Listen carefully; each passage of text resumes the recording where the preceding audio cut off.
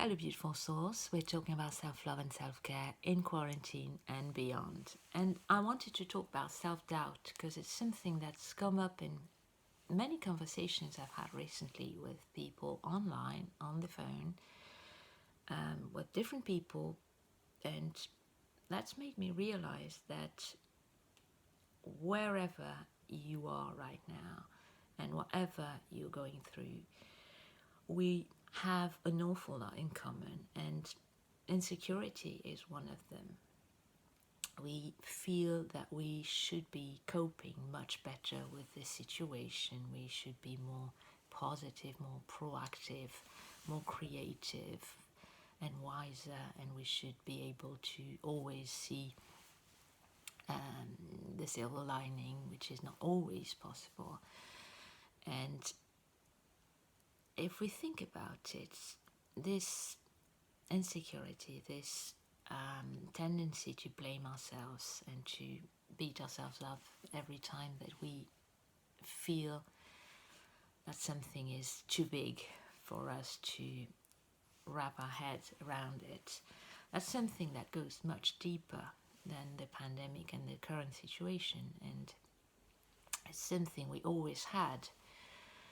And ironically, now that we are forced to physically wear a mask when we are going out,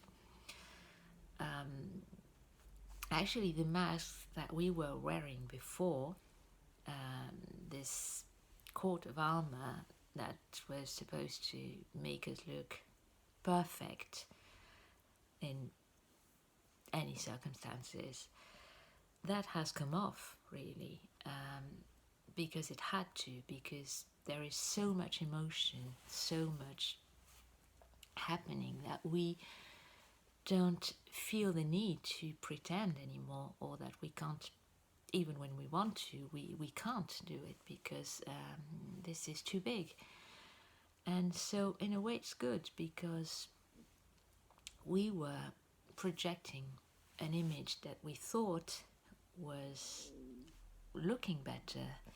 We tried to impress people, and in reality people might be impressed, but you can't really connect with someone who has this perfect, sleek image, with someone who is always successful, always positive, always perfect, because you are not perfect. You deep down you know you are not perfect, and you suspect that this person might not be perfect, but as long as they don't leave this little chink in the armor, this little crack to let the light, as the song says, come in, or the love or the connection, it's impossible to have a meaningful relationship.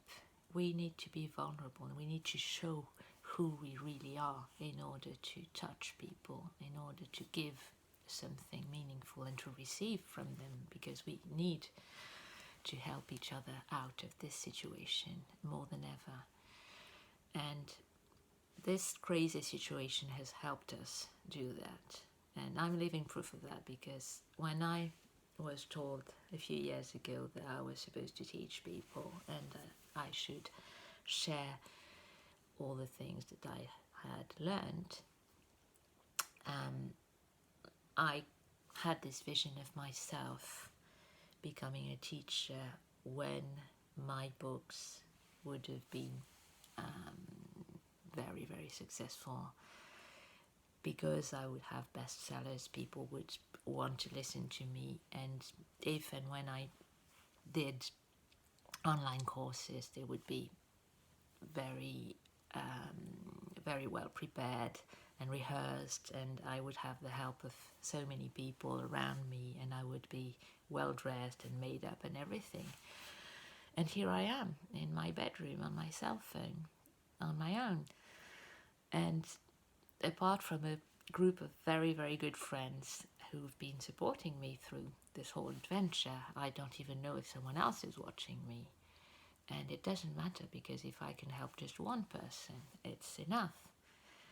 So I think vulnerability, like Brené Brown said in her fabulous TED Talks, I think that's our biggest asset, really, even though we think it's the worst thing that can happen to us. We need to be vulnerable, we need to be honest, we need to share our doubts, our feelings with each other, because that's what connects us. So that's all for today. Stay tuned and take care.